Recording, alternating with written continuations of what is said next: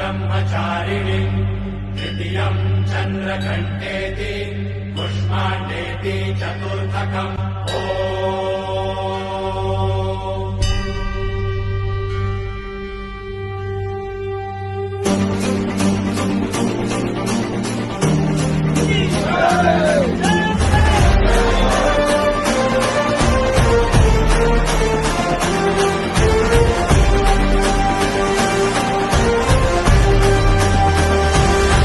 आई तुझ्या गचरणी आभाळ धरणी येऊन विसावले